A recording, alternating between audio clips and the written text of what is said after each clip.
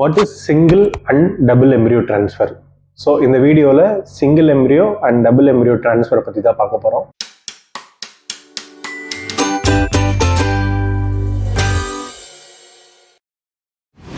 Single embryo டிரான்ஸ்ஃபர்ன்றது ஒன்றுமே இல்லை. நீங்கள் மொத்தமாக ஒரு சைக்கிளில் உங்களுக்கு ஒரு 5 எம்ப்ரியோ இருக்குன்னா நாங்கள் அந்த டிரான்ஸ்ஃபர் பண்ணும்போது வெறும் ஒரே ஒரு கருவை மட்டும் எடுத்து அந்த பேஷண்ட்டோட கர்ப்பப்பையில் வைப்போம். இது வந்து சிங்கிள் எம்ப்ரியோ டிரான்ஸ்ஃபர்னு சொல்லலாம். டபுள் எம்ப்ரியோ டிரான்ஸ்ஃபர்ன்றது அப்படி அதில் மீனிங் இருக்குது. 2 எம்ப்ரியோஸை நம்ம டிரான்ஸ்ஃபர் பண்ணுவோம் யூட்ரஸில்.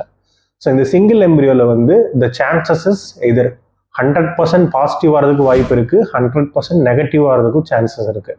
பட் டபுள் எம்ப்ரியோ டிரான்ஸ்ஃபரில் உங்களுக்கு ஒரு 100% ட்வின் பேபிஸ் வர்றதுக்கும் சான்சஸ் இருக்குது, இல்லை ஒரு சிங்கிள் பேபி மட்டும் வர்றதுக்கு சான்ஸ் இருக்குது, இல்லை மொத்தமாக எதுவுமே இம்ப்ளான்ட் ஆகாமல் போகிறதுக்கும் நெகட்டிவ் ஆகிறதுக்கும் இதில் சான்சஸ் இருக்குது. பட் இதில் என்ன ஒரு டிஸ்அட்வான்டேஜ்னா, ட்வின் ப்ரெக்னென்சிஸ் இருந்துச்சுன்னா மேபி உங்களுக்கு காம்ப்ளிகேஷன்ஸ் இருக்கலாம்.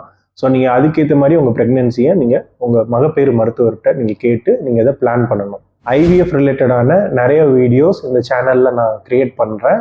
ஸோ உங்கள் ஃப்ரெண்ட்ஸ் அண்ட் ஃபேமிலியில் யாராவது ஐவிஎஃப் ட்ரீட்மெண்ட் எடுத்துக்கிட்டு இருந்தாங்கன்னா அவங்களுக்கு இந்த வீடியோவை ஷேர் பண்ணுங்கள் அண்ட் சப்ஸ்கிரைப் பண்ணுங்கள். தேங்க்யூ ஃபார் வாட்சிங்.